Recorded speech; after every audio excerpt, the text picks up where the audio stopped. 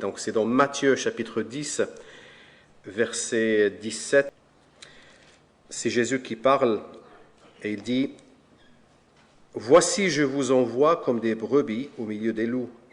Soyez donc prudents comme les serpents et simples comme les colombes. Mettez-vous en garde contre les hommes, car ils vous livreront aux tribunaux et ils vous battront de verges dans leurs synagogues. Vous serez menés, à cause de moi, devant des gouverneurs et devant des rois, pour servir de témoignage à eux et aux païens. Mais quand on vous livrera, ne vous inquiétez ni de la manière dont vous parlerez, ni de ce que vous direz. Ce que vous aurez à dire vous sera donné à l'heure même, car ce n'est pas vous qui parlerez, c'est l'Esprit de votre Père qui parlera en vous. Le frère livrera son frère à la mort, et le père son enfant. Les enfants se soulèveront contre leurs parents, et les feront mourir. Vous serez haïs de tous, à cause de mon nom. Mais celui qui persévérera jusqu'à la fin sera sauvé. Quand on vous persécutera dans une ville, fuyez dans une autre. Je vous le dis en vérité, vous n'aurez pas achevé de parcourir les villes d'Israël que le Fils de l'homme sera venu. Le disciple n'est pas plus grand que le maître, ni le serviteur plus que son Seigneur. Donc pour ce qui reste, nous allons faire une lecture ensemble, Matthieu 2, les 18 premiers versets. Donc Jésus, né à Bethléem en Judée au temps du roi Hérode, voici des mages d'Orient arrivèrent à Jérusalem et dirent « Où est le roi des Juifs qui vient de naître? Car nous avons vu son étoile en Orient et nous sommes venus pour l'adorer. » Le roi Hérode, ayant appris cela, fut troublé, et tout Jérusalem avec lui. Il assembla tous les principaux sacrificateurs et les scribes du peuple, et il s'informa auprès d'eux du lieu où le Christ devait naître. Ils lui dirent, à Bethléem en Judée, car voici ce qui a été écrit par le prophète. Et toi, Bethléem, terre de Juda, tu n'es certes pas la moindre entre les principales villes de Juda, car de toi sortira un chef qui paîtra Israël, mon peuple. Alors Hérode fit appeler en secret les mages et s'enquit soigneusement auprès d'eux depuis combien de temps l'étoile brillait. Puis il les envoya à Bethléem en disant « Allez et prenez des informations exactes sur le petit enfant.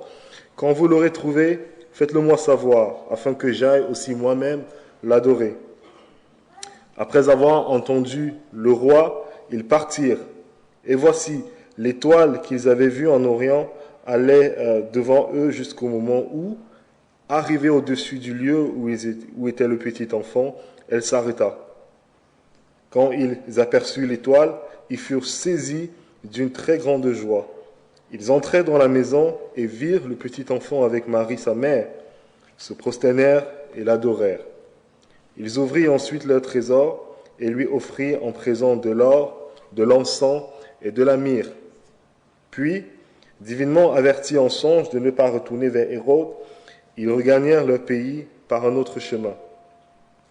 Lorsqu'ils furent partis, voici un ange du Seigneur apparut en songe à Joseph et dit « Lève-toi, prends le petit enfant et sa mère, fuis en Égypte et reste-y jusqu'à ce que je te parle, car Hérode cherchera le petit enfant pour le faire périr. » Joseph se leva, prit de nuit le petit enfant et sa mère et se retira en Égypte. Il y resta jusqu'à la mort d'Hérode, afin que s'accomplisse ce que le Seigneur avait annoncé par le prophète, « J'ai appelé mon fils hors d'Égypte. » Alors Hérode, voyant qu'il avait été joué par les mages, se mit dans une grande colère et il envoya tuer tous les enfants de 2 ans et au-dessous qui étaient à Bethléem et dans tout son territoire, selon la date dont il s'était soigneusement enquis auprès des mages. Alors s'accomplit ce qui avait été annoncé par Jérémie le prophète. On a entendu des cris à Rama, des pleurs et de grandes lamentations. Rachel pleure ses enfants. et n'a pas voulu être consolé, parce qu'ils ne sont plus. Jusqu'ici, la parole de Dieu. Je vous invite à prier avec moi et nous allons commencer. Seigneur, nous te disons merci pour Noël, merci pour ton incarnation, la joie de voir un sauveur, un roi parfait venir dans notre monde, lui qui n'a pas voulu s'élever au-dessus de tous, mais qui s'est donné en service pour ceux qui ne méritent pas. Nous voulons que tu nous aides ce matin, Seigneur, à être disposés à t'écouter. Parle-nous, transforme-nous par ces mots que nous venons de lire. Aide-moi, Seigneur, à avoir les mots justes pour transmettre ta gloire à nous tous qui sommes là ce matin, devant toi, à genoux au pied de ta croix, pour recevoir de toi. Et que le nom de Jésus-Christ, encore une fois de plus, soit glorifié ce matin. Amen. Alors, je me demande si, comme moi, vos Noëls d'enfance ont été bercés par la chanson La marche des rois mages. Est-ce que vous connaissez la chanson? La marche des rois mages. Je me disais bien qu'il fallait que je chante pour que vous vous rappelez. Ça commence comme ça. De bon matin, j'ai rencontré le train de trois grands rois qui marchaient sur le chemin, c'est ça? Qui fait un grand voyage. Exactement. De bon matin, j'ai rencontré le train de trois grands rois au-dessus du grand chemin. Voilà. Cette chanson parle de rois mages. Mais cette chanson contient au moins deux inexactitudes historiques. Si vous voulez, puisqu'on va parler des mages ce matin, c'est le thème de ce passage. Combien y avait-il de mages déjà dans le récit? Est-ce qu'il y en avait trois? Gaspard, Melchior, Balthazar, comme le dit la tradition. La réalité historique, c'est qu'on ne sait pas. On ne sait pas combien ils étaient. En fait, ils étaient plusieurs, on va le voir. Combien? 2, 3, 5, 20. Le texte ne nous dit pas. D'où vient donc l'idée qu'ils étaient trois? En fait, je pense que ça vient du nombre de cadeaux. Le nombre de cadeaux qu'ils ont offerts, parce qu'il y avait trois cadeaux dont les gens pensent qu'il devait y avoir trois mages. Mais moi, lors de mon dernier anniversaire, j'ai eu pas mal de cadeaux et ce n'était pas forcément proportionnel au nombre de personnes qui étaient là. Donc, trois grands rois, ce n'est pas nécessairement exact. Et de même, la désignation de roi, pourquoi est-ce qu'on les appelle les rois mages? Dans le texte, on ne dit pas qu'ils étaient rois. Pourquoi on parle de roi? Encore une fois, je pense que c'est la faute aux cadeaux qui sont offerts, puisque l'or, l'encens et la myrrhe étaient très, très, très, très chers, très coûteux, ce qui nous informe que ces mages, forcément, étaient très riches. Et ils avaient suffisamment d'argent pour se lancer dans un long voyage et pour offrir de magnifiques présents à Jésus. Mais une telle richesse n'est pas forcément un synonyme de royauté. Donc, je suis désolé de gâcher votre Noël comme ça, un 25 décembre matin, mais c'est très important pour nous de comprendre réellement qu'est-ce qui se passe ici, la particularité de ces mages qui font un voyage pour venir adorer le roi des rois, le Seigneur des seigneurs. Matthieu veut attirer notre attention ici sur quelque chose de particulier. C'est qu'il n'y a pas trois grands rois, mais il y a deux rois dans ce passage qui sont en conflit. Deux rois. Et c'est ce que nous allons voir ce matin dans un premier point d'introduction. Les deux rois de ce texte.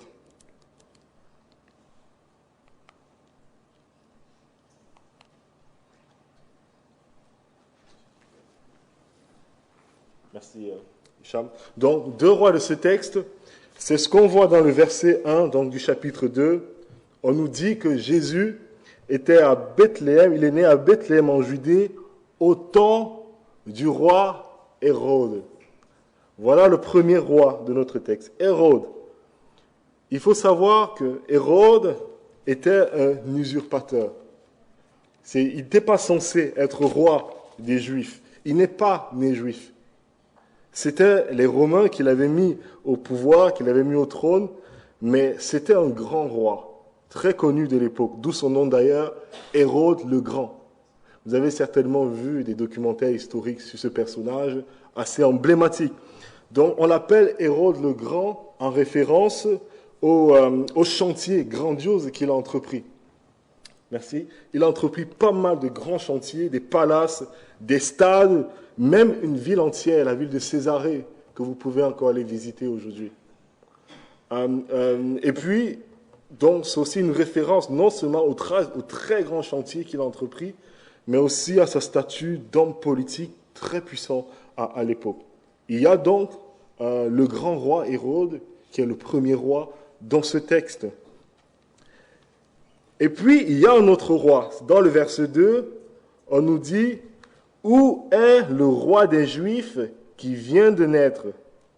Où est le roi des Juifs qui vient de naître? C'est le deuxième roi. Juste après, on parle de son étoile qui a été vue depuis l'Orient, une référence quasi certaine à la prophétie de Balaam des siècles plus tôt, qui parle de l'étoile qui montrerait la venue d'un grand roi qui se lève avec son sceptre d'Israël. Donc, 1500 ans avant la naissance de Jésus. Et voilà donc cette histoire qui annonce la venue d'un grand roi. Il s'agit tout simplement de Jésus qui naît, le vrai roi légitime, contrairement à Hérode.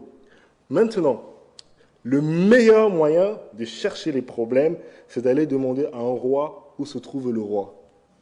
C'est ce que les rois mages font ici. C'est comme si vous alliez à l'Élysée et vous demandez à M. Macron où est le vrai président de la France. C'est les problèmes que vous cherchez.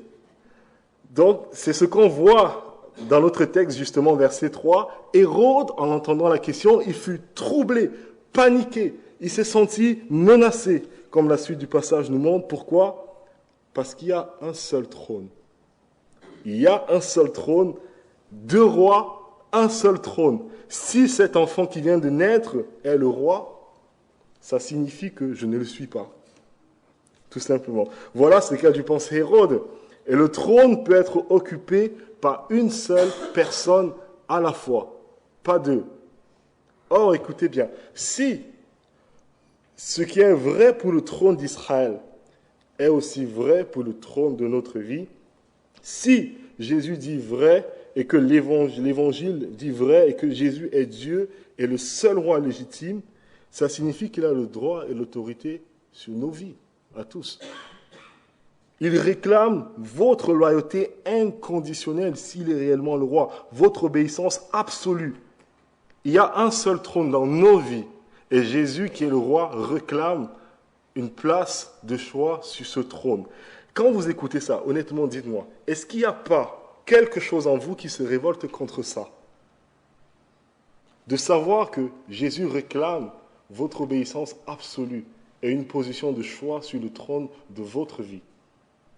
Est-ce qu'il n'y a pas quelque chose en vous qui se rébelle contre cette affirmation?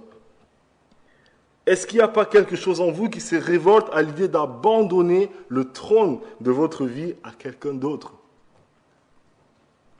Qui est le roi sur le trône de votre vie? Grande question.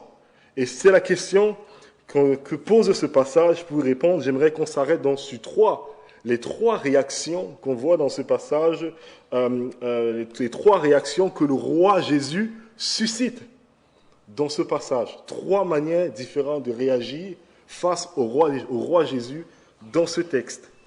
Et il y a celle d'Hérode, on va voir l'inimitié d'Hérode contre le roi Jésus. Il y a l'indifférence des Juifs, on va le voir, et puis il y a l'adoration des mages. Voilà les 3 points de ce matin. Tout d'abord, l'inimitié d'Hérode. Essayez d'imaginer le visage d'Hérode lorsqu'il entend les mages lui parler de cet autre roi des Juifs qui vient de naître. Il a dû changer de couleur. Il a dû passer du blanc de la surprise au vert de la panique, au rouge de la colère. Mais c'est un très bon acteur, Hérode, quand on regarde bien. Quand on lit ce passage, on se rend compte qu'il est très bon acteur parce qu'il ne laisse rien transparaître. Et tout de suite, il a un plan. Verset 7. Alors, Hérode fit appeler en secret les mages. Il s'informa soigneusement auprès d'eux du moment où l'étoile était apparue. Puis il les envoya à Bethléem en disant « Allez prendre les informations exactes sur le petit enfant. Quand vous l'aurez trouvé, faites-le moi savoir, afin que j'aille moi aussi l'adorer. Maintenant, n'importe quel juif de l'époque aurait senti l'hypocrisie dans la voix d'Hérode parce qu'il était déjà connu. Tout le monde savait qui il était. Il avait déjà cette réputation d'être un tyran sanguinaire et paranoïaque qui mettait à mort tous ceux qui suspectaient de comploter contre lui. Mais certainement, ces mages étrangers n'en savaient rien. Heureusement, au verset 12, ils ont été divinement avertis en songe de ne pas retourner vers Hérode. Et puis ils regagnent leur pays vers un autre chemin. Et là, Hérode révèle son vrai visage. Verset 16, quand Hérode vit que les mages l'avaient trompé, il se mit dans une grande colère et il envoya tuer tous les enfants de 2 ans et au-dessous qui étaient à Bethléem et dans tout son territoire, selon la date qui s'était fait préciser par les mages. Quelle horreur! Tous les enfants d'une ville de moins de 2 ans mis à mort. Et malgré l'horreur de ce qui s'est passé ce jour-là, les historiens ne le mentionnent même pas tellement. Pourquoi? Parce que c'était tellement courant pendant le règne d'Hérode, il mettait tellement de personnes à mort que les historiens n'en parlent pas beaucoup. Et quand ils en parlent, ils passent très vite sur l'histoire. On a par exemple un exemple, un historien qui s'appelle Macrobe, pas Macron. Il parle d'un massacre d'enfants sous le règne d'Hérode, justement en Judée. Il dit ceci, il dit « Quand l'empereur Auguste César apprit que parmi les enfants de Judée de moins de 2 ans, qu'Hérode, roi des Juifs, fit tuer, se trouvait son propre fils. » Le propre fils d'Hérode, pas le fils de César. Le fils d'Hérode, Hérode a fait tuer des enfants, il y avait son fils dans tous les enfants qui ont été tués. Donc, quand César a appris ça, il dit « Il vaut mieux être le cochon d'Hérode que son fils. » Plus exactement, ce que César aurait dit, c'est « À la cour du roi Hérode, il vaut mieux être un cochon qu'un prince héritier. Car on y respecte au moins l'interdiction de manger du porc. » Sous-entendu, il n'y a pas d'interdiction de manger son propre fils. Pour voir la cruauté de l'homme. Donc Hérode, ici, mène une guerre ouverte contre le Messie. Et cet épisode d'Hérode, si vous voulez, s'inscrit dans la grande histoire de l'humanité, une histoire beaucoup plus grande sur le projet de Dieu depuis le début de l'humanité. Prenons un peu de la hauteur. Dans le chapitre 1 de Matthieu, si vous vous rappelez, le chapitre 1 de Matthieu commence par ces mots. Généalogie de Jésus-Christ, plus littéralement, livre de la Genèse de Jésus-Christ. Et au verset 18, on nous parle encore, voici comment arriva la Genèse de Jésus-Christ. Matthieu, très clairement, est en train de nous dire, si vous voulez comprendre ce qui se passe ici, avec Hérode, si vous voulez comprendre l'hostilité que Hérode et que les gens ont envers le Messie, pour comprendre cette histoire, il faut aller chercher loin, dans l'histoire de l'humanité. Allez dans la Genèse, allez voir ce qui s'est passé au début, vous allez comprendre d'où vient cette hostilité, d'où vient cette méchanceté. Et quand on prend dans de la hauteur et qu'on retourne dans la Genèse, on se rend compte que oui, Dieu a fait une promesse à Adam et Ève. Vous vous rappelez du premier homme, de la première femme, séduit par les mensonges du serpent, après qu'ils aient décidé que c'était beaucoup mieux pour eux d'être leur propre roi et de décider par eux-mêmes ce qui est bon et ce qui est mauvais. Dieu aurait pu arrêter là tout de suite et mettre un terme à son plan de bénir le monde, mais il ne l'a pas fait. Dieu fait une promesse. C'est Genèse 3,15. En parlant au serpent, il dit, écoutez bien, « Je mettrai inimitié entre toi et la femme, entre ta postérité et sa postérité, entre ta descendance et sa descendance. Celle-ci t'écrasera la tête et tu lui blesseras le talon. » C'est ça le chapitre 3 de la Genèse où cette guerre a à peu près commencé. Et tout de suite au chapitre 4, on voit l'application de ce que Dieu dit dans le chapitre 3. Chapitre 4, vous vous souvenez, on a quoi? Le premier meurtre. Le premier meurtre de l'humanité. La descendance du serpent Caïn, c'est comme ça que Jean l'appelle dans sa première lettre. La descendance du serpent Caïn tue la descendance de la femme Abel. La guerre est déclarée. tout de suite, au début de l'humanité. L'inimitié commence. Mais la bonne nouvelle, c'est que directement à la fin donc, du chapitre 4, Adam et Ève ont un autre enfant nommé Seth. Et on nous dit que c'est là qu'on recommence à invoquer le nom de l'Éternel sur la terre. Une manière de dire, voilà où se trouve la postérité de la femme. Il n'est pas mort. Le plan de Dieu continue. La postérité promise est là, dans la lignée de Seth. Et tout de suite, qu'est-ce qu'on a au chapitre 5 de la Genèse après? On a une longue liste qu'on prétend tous lire, une longue généalogie. Adam engendra Seth, qui engendra Enoch, etc., etc. Une généalogie qu'on a tous tendance à sauter quand on lit. Mais pourquoi est-ce que c'est important, cette généalogie? Pourquoi est-ce que toutes les généalogies, d'ailleurs, sont importantes? Parce que cette généalogie, qu'est-ce qu'elle fait? Elle relie le descendant d'Adam à Noé et ses fils qui viendront plus tard. Une manière de nous dire, après le déluge, la descendance de la femme est toujours vivante. Le plan de Dieu continue, en quelque sorte. On arrive à Noé. Après le déluge, il reste la descendance promise. Il est toujours là, dans la personne de Noé et ses fils. Puis, on a une autre généalogie jusqu'à Abraham et ses fils, les fils d'Israël, et ainsi de suite, et ainsi de suite. Et à travers tout le livre de la Genèse, on trace comme ça la lignée de la promesse, le plan de Dieu pour sauver l'humanité. Qui est le descendant promis? Où se trouve le descendant promis? Et le prochain livre, après la Genèse, on a l'Exode. Au tout début, Exode 1, on apprend que les fils d'Israël sont maintenant en Égypte, qu'ils sont féconds, ils se multiplient comme de la poussière, mais tellement. Et la promesse est en train de continuer. Mais que fait le Pharaon tout de suite? On nous dit que le Pharaon a donné l'ordre de tuer tous les enfants mâles de moins de 2 ans. Vous savez ce que ça signifie? Ça signifie que le Pharaon, là, est la descendance du serpent, anti-Dieu, anti-Christ même, parce qu'il s'attaque à la famille dans laquelle va sortir le Messie. Mais Moïse échappe au massacre in extremis. Et la guerre continue, encore, encore et encore, jusqu'à ce qu'on arrive dans le Nouveau Testament. Et étonnamment, l'évangile de Matthieu commence par quoi? Une généalogie, encore. Pourquoi une généalogie? Pour relier la genèse de ce qui commence dans Matthieu. Relier Abraham au Messie. Voilà la lignée. Voilà où passe la promesse, le seul, le vrai descendant, la vraie descendance de la femme, un seul, Jésus-Christ. Et que se passe tout de suite après, sans surprise, Hérode essaie de faire exactement ce que Pharaon a voulu faire à l'époque. Il donne l'ordre de tuer tous les enfants mâles de moins de 2 ans.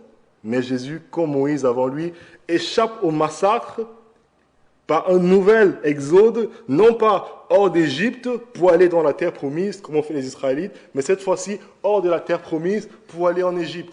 On peut faire tellement de liens comme ça dans la Bible. Et je ne sais pas si vous réalisez comment ce livre est d'une cohérence, la Bible. C'est juste exceptionnel de savoir que des personnes, à travers l'histoire, plus de 2000 ans d'écart, ont écrit la même histoire sans se connaître, en étant dans des cultures complètement différentes.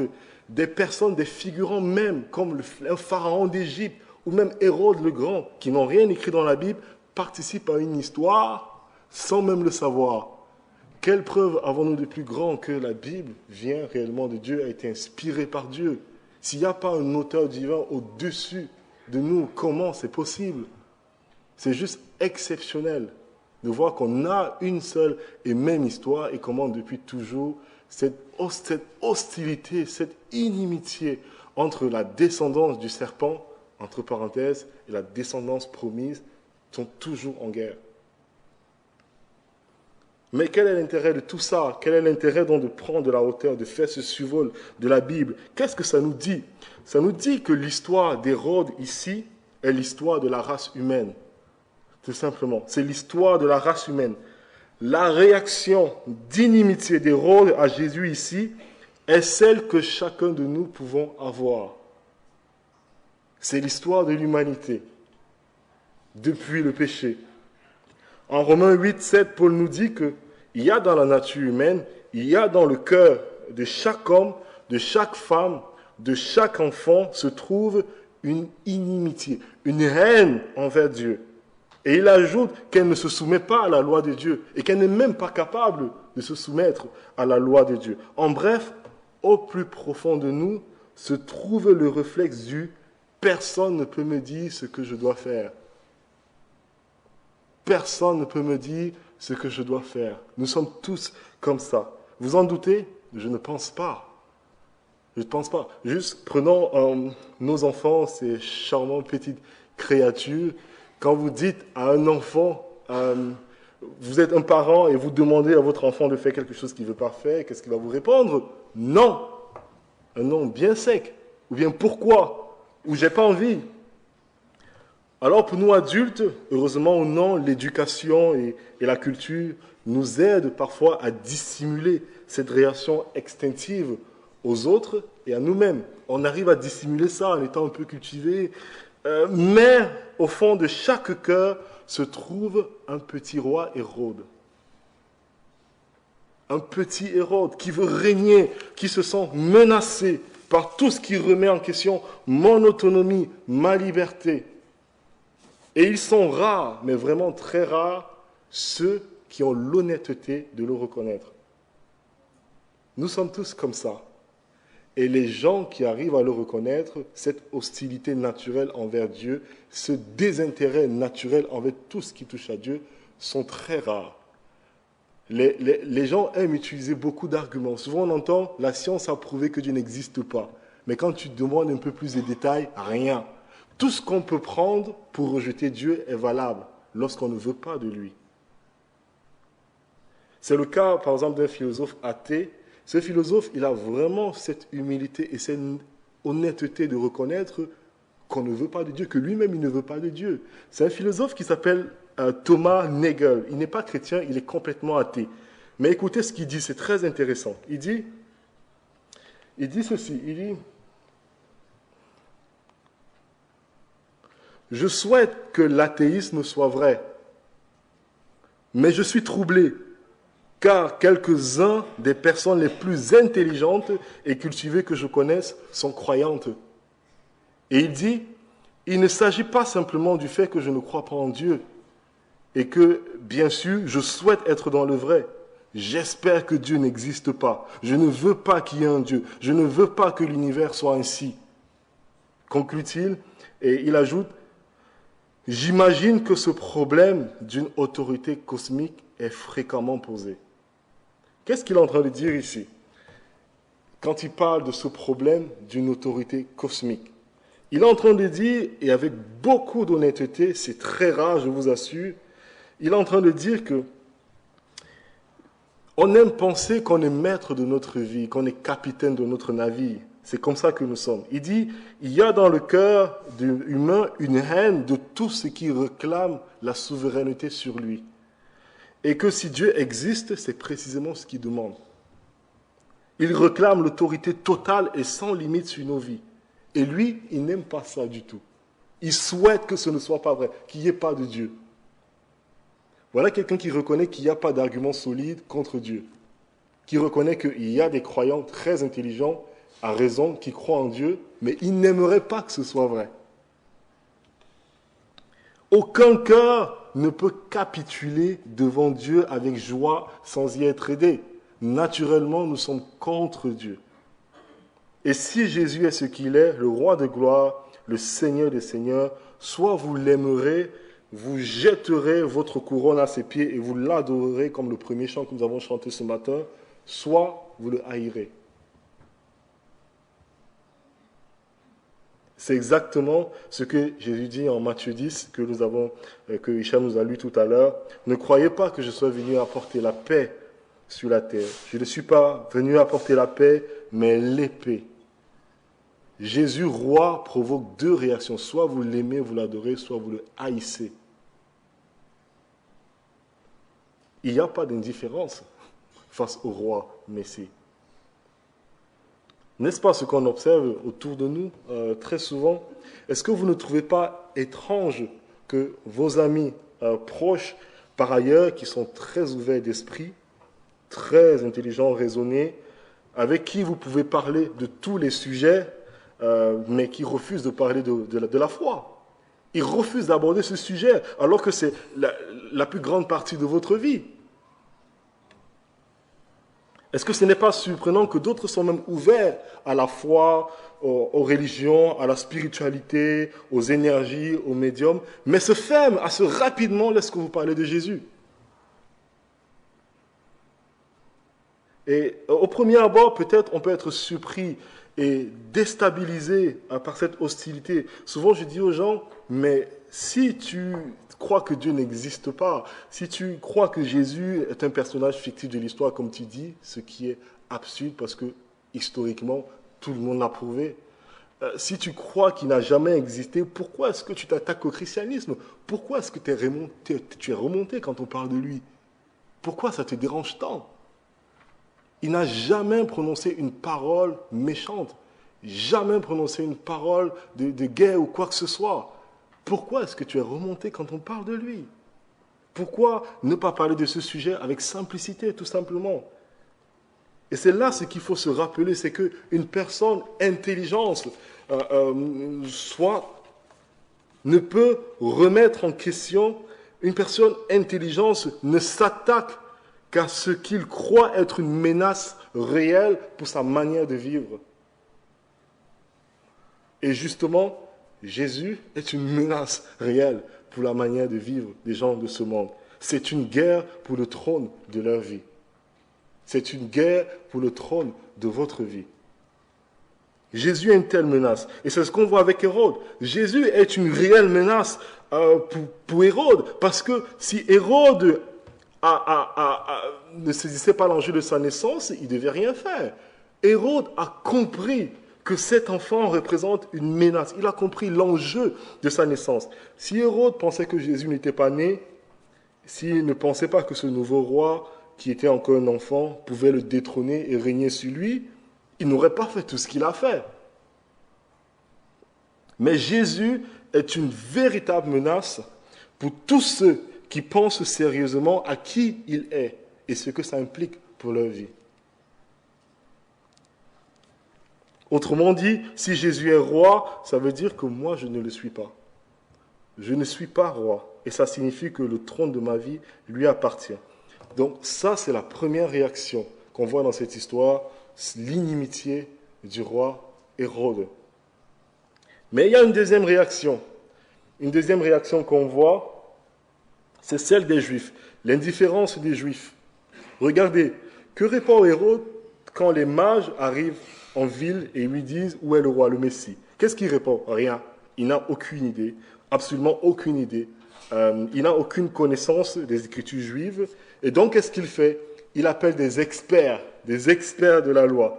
Verset 4, il rassembla tous les chefs des prêtres et les spécialistes de la loi que comptait le peuple et leur demanda où le Messie devait naître. Donc, les scribes et les spécialistes de la loi, les pharisiens, comme on appelle souvent dans le Nouveau Testament, connaissaient très bien le dossier. Ils le connaissaient par cœur. C'était ceux qui passaient des journées entières à étudier, à écrire la loi, mot par mot, ligne par livre. Ils pouvaient vous dire qu'il y avait exactement 613 commandements dans l'Ancien Testament. Ils pouvaient tous les citer. C'était les professionnels de la Bible. Pour eux, pas besoin d'ouvrir le rouleau du prophète Michée pour savoir que c'était à Bethléem que le Messie devait naître. Ils le savaient. Ce qui est un dilemme pour Hérode est un jeu d'enfant, c'est une devinette d'enfant pour eux. Ils connaissaient tout. Et donc, on peut les imaginer là en rang devant Hérode. Et quand Hérode leur pose la question, où va venir le Messie, ils sont là tout excités devant le buzzer comme un quiz télévisé. Ils sont prêts à donner la réponse. Question pour un champion. Dans quelle ville vient le Messie? Ils appuient. Bethléem, Bethléem, Bethléem. C'est tout?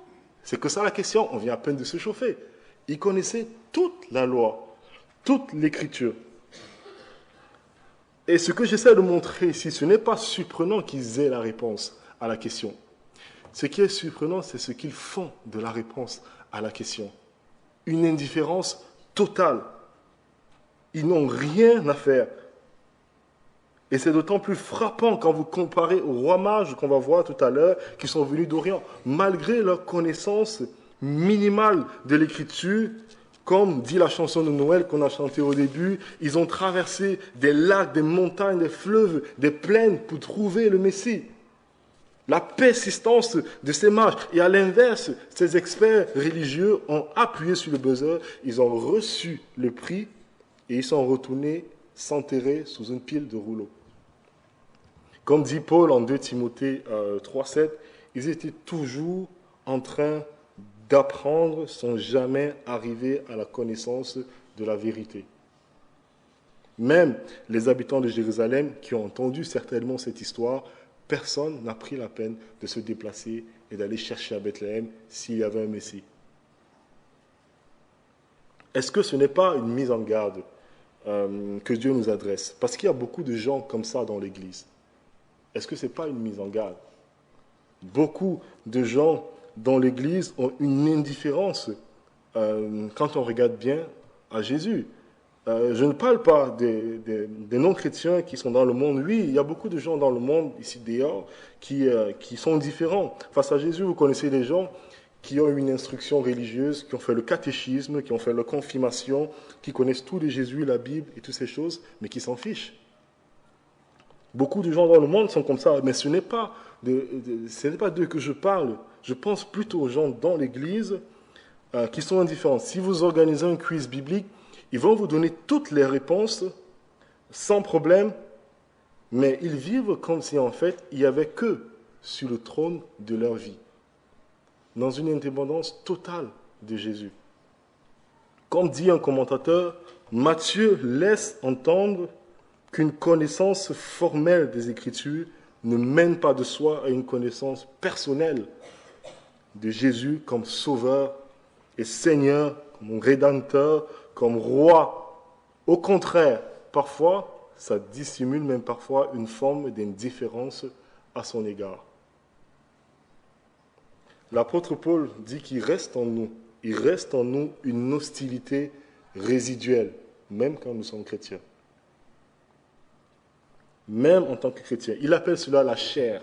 Ce moi, tant qu'on n'a pas été glorifié, il sera là. Pourquoi pensez-vous qu'il est si difficile de prier? Pourquoi, quand Dieu exauce vos prières, vous dites « Ah Seigneur, ça, je ne vais jamais oublier ça ». Mais quelques jours plus tard, vous n'y pensez plus, déjà notre problème à mettre devant lui. Ou inversement, pourquoi quand l'exaucement de vos prières ne vient pas et que les choses ne suivent pas le cours que vous aurez voulu, vous commencez à douter que Dieu sache réellement ce qui est bon pour vous, comme l'ont fait Adam et Ève. Vous commencez à remettre en question ces choix pour vous. Pourquoi vous arrive-t-il encore de dire « Seigneur, je ne ferai plus jamais ça pour recommencer plus tard encore ». Il reste cette hostilité résiduelle. Il reste un petit roi Hérode en nous. La chair, comme Paul le dit, ce moi. Et si, par l'Esprit de Dieu, je ne mets pas à mort ce moi toujours naissant, si je ne m'abandonne pas délibérément le trône de ma vie à Jésus, si je ne fais pas ça, ce petit roi Hérode va grandir, jusqu'à prendre toute la place. Et peut-être je serai toujours dans l'église, je vais gonfler les rangs de l'église, j'aurai des Bibles en main, j'aurai des réponses à toutes les questions posées sur la foi, je vais m'engager dans plein d'activités dans l'église, mais sans connaissance personnelle de Jésus comme mon roi et tout ce que ça implique pour ma vie. Suis-je prêt à connaître Jésus? Pas juste des choses sur Jésus, mais connaître Jésus lui-même, personnellement. Comme c'est le cas de ces experts de la loi qui connaissaient des choses sur Jésus, mais qui ne le connaissaient pas personnellement. Mais suis-je prêt à connaître Jésus comme mon roi et lui abandonner le trône de ma vie? Ou est-ce que je suis en train de garder Jésus à distance de certains domaines de ma vie où je ne suis pas prêt à vivre pour lui? Parce que le prix semble élevé, c'est trop coûteux de faire ça. Ce n'est pas toujours facile. Même pour nous encore croyants, il y a quelque chose en nous qui se révolte encore contre lui. Et la question donc qu'on doit se poser ce matin, c'est comment est-ce que je peux accepter d'abandonner totalement le trône de ma vie à Jésus? Est-ce qu'il y a quelque chose qui puisse m'aider à le faire? Je reconnais qu'il y a cette hostilité en moi, mais comment est-ce qu'il y a quelque chose qui puisse m'aider à abandonner toute ma vie entre les mains de ce roi? Est-ce qu'il y a quelque chose qui puisse me faciliter les choses? Et c'est ce qu'on va voir maintenant avec la troisième réaction dans ce texte. C'est la réaction que Jésus suscite auprès des mages. Donc, l'adoration des mages, vous allez voir, c'est très court, on va finir avec. Donc, on peut répondre à Jésus avec hostilité, inimitié. C'est ce qu'a fait Hérode. On peut répondre à Jésus avec indifférence. Ce qu'ont fait les Juifs. Ces deux choses sont en fait une même manière de rejeter son règne. Ou bien on peut répondre à Jésus avec adoration, comme l'ont fait les rois mages ici. Nous pouvons l'adorer, verset 11. Les rois mages, ils entraient dans la maison, virent le petit enfant avec Marie sa mère, se prosternèrent et l'adorèrent. Ensuite, ils ouvrirent leur trésor et lui offrirent en cadeau de l'or, de l'encens et de la myrrhe. Alors, on voit toute une symbolique dans ces trois cadeaux, l'or, la myrrhe, l'encens. Mais très franchement, je pense que la seule chose dont on peut être sûr, c'est que c'était des cadeaux extrêmement coûteux qu'on n'offrait qu'à des rois. On n'offrait pas ça à tout le monde. Ce qui veut dire que si ces mages avaient été des rois, certainement ils auraient pris leur couronne, jeté aux pieds de Jésus, et c'est ça qu'ils font. Ils se prosternent et ils l'adorent comme roi. Quand on voit le long voyage qu'ils ont entrepris, leur persistance à trouver le Messie, je ne suis pas loin d'être d'accord avec un auteur qui dit que nulle part nous ne voyons une foi aussi grande que celle-ci, donc tout le récit de la Bible. Mais ce qui rend leur foi extraordinaire, ce n'est pas tant ce qu'ils font, mais qui ils sont. Est-ce que vous avez réfléchi à qui sont ces rois mages? En réalité, c'est surprenant. Qui ils sont? Deux choses en particulier qu'on sait d'eux. Réfléchissez. Qui sont ces gens qui adorent le roi des Juifs? Est-ce que ce sont les scribes du peuple juif qui l'adorent? Non. Est-ce que ce sont les Juifs eux-mêmes de Jérusalem qui l'adorent? Non.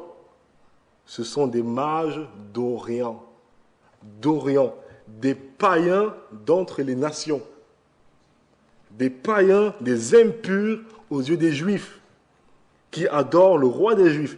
Mais plus que ça, ensuite, on apprend que ce sont des pécheurs d'entre les nations. Des pécheurs, pourquoi? À cause de leur occupation. Réfléchissez, quand je vous dis mage d'Orient, qu'est-ce que ça évoque en vous?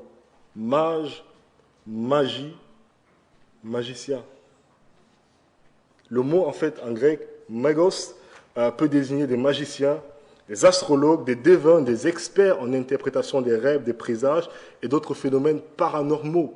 Ça peut expliquer comment ils ont été au courant qu'une étoile pouvait parler d'un roi.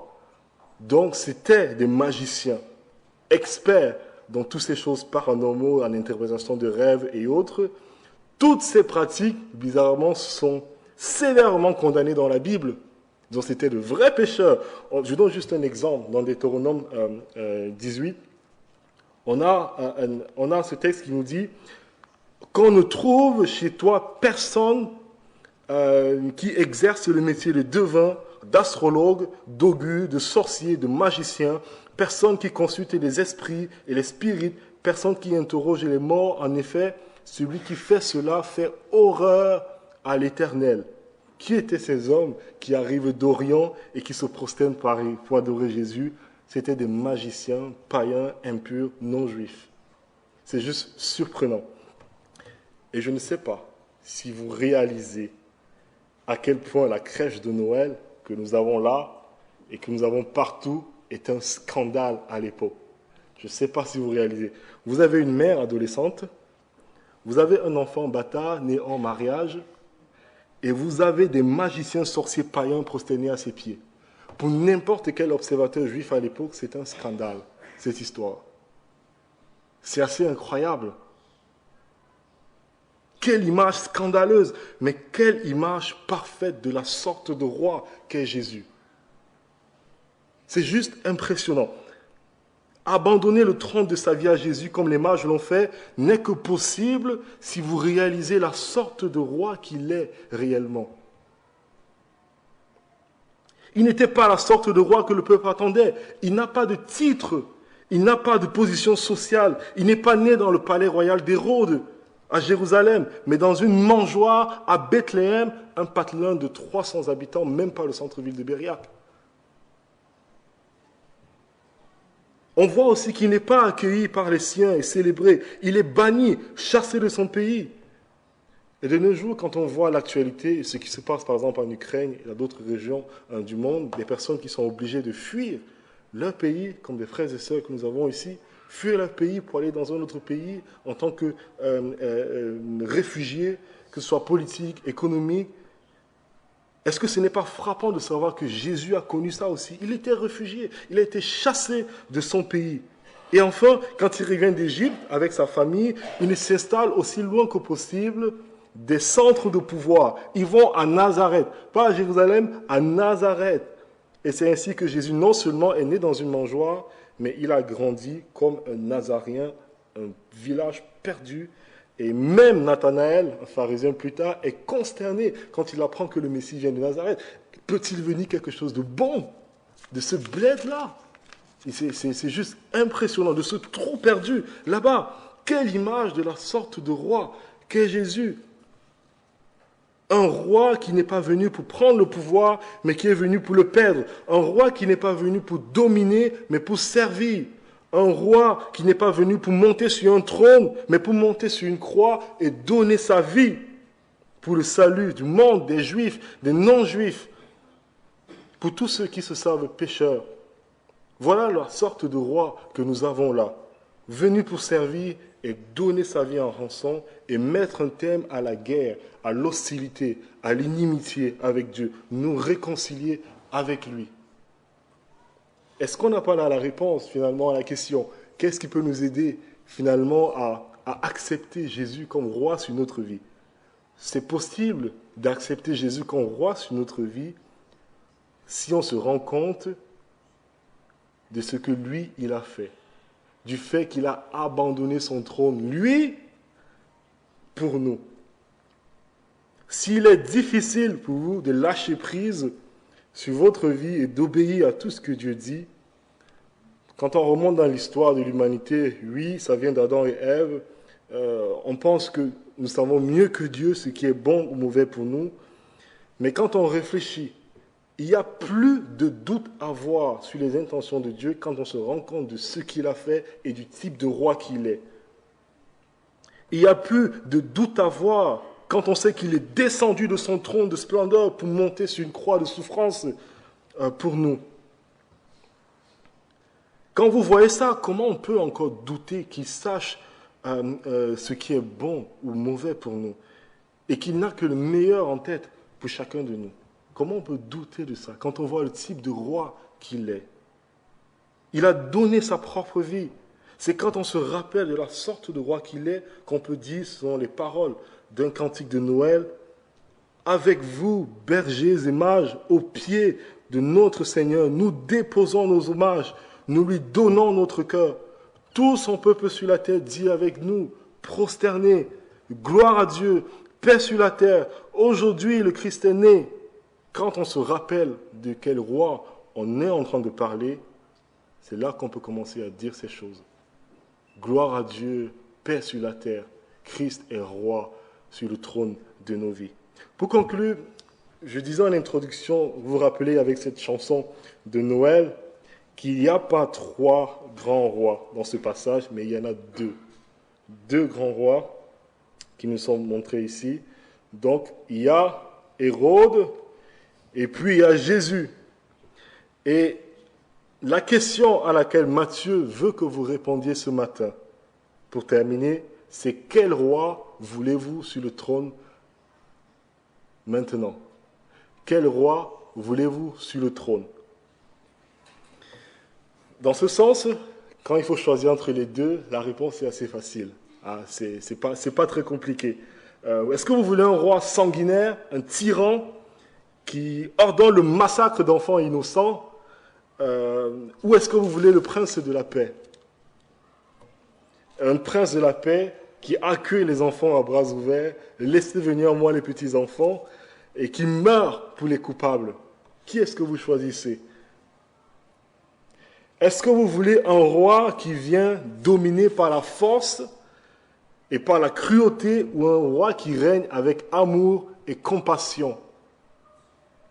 Est-ce que vous voulez ce roi Hérode qui a mis à mort toute sa famille, sa femme, ses 3 fils, et au moment de sa mort, il s'est rassuré que tous les notables de Jérusalem soient mis à mort avec lui, pour que le peuple pleure sa mort au lieu de se réjouir?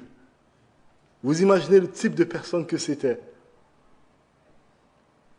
Ou est-ce que vous voulez un roi qui n'a pas insulté quand on l'a insulté? Il n'a pas répondu. Quand on l'a fait souffrir, il n'a pas fait de menace.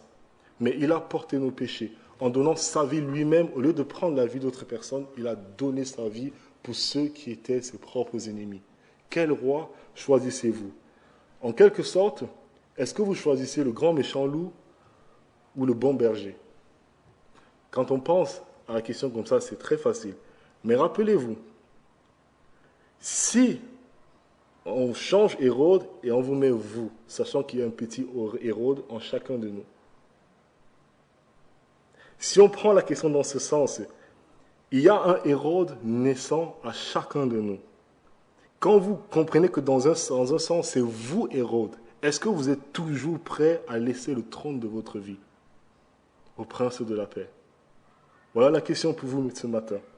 2 rois, un seul trône. Et là, ce choix est beaucoup, beaucoup plus difficile à faire, mais pas impossible aux yeux de Dieu. Qui choisissez-vous ce matin? Qui allons-nous laisser régner? Alors que Dieu nous aide en voyant comment Jésus, lui, il a abandonné son trône pour nous, qui nous aide à nous, à notre tour, à nous abandonner le trône de notre vie à lui, parce qu'il est digne d'être roi et il règne dans l'univers tout entier. Je vous invite à prier. Seigneur, nous te disons merci pour le roi que tu es. Et c'est juste triste, Seigneur, quand on voit à quoi ressemble le cœur de l'homme. Depuis toujours, depuis le début de l'histoire de l'humanité, nous sommes rois sur nos propres vies, nous détruisons, nous haïssons, nous faisons tout pour notre propre gloire, avec une vie que tu nous as donnée, un corps que tu nous as donné, un monde que tu nous as donné. Nous le volons et nous bâtissons notre propre gloire au lieu de réaliser quel roi adorable, quel roi de paix, de justice, d'amour et de compassion tu es. Nous te bénissons de ce que tu ne nous as pas traités comme nos péchés méritaient. Mais tu as été ce roi de compassion qui est allé jusqu'à porter la peine capitale sur lui, celle que nous méritons, pour nous réconcilier avec lui. Nous te prions dans ce matin, Seigneur, que tu nous fasses réaliser à quel point tu es bon pour nous et à quel point sans toi nous sommes perdus.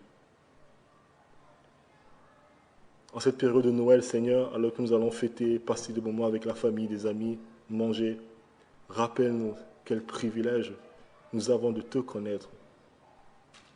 Toi, le vrai roi, le roi de paix, celui qui donne la paix et le repos à nos âmes. Béni sois-tu de ce que tout est possible à toi et que nous attendons à toi, Seigneur, pour faire venir à toi même les cœurs les plus durs. Dans tout cela et dans tout ce que nous avons dit ce matin, que la gloire te soit donnée, toi seul, notre Seigneur, notre Dieu, notre Roi. Dans le nom de Jésus. Amen.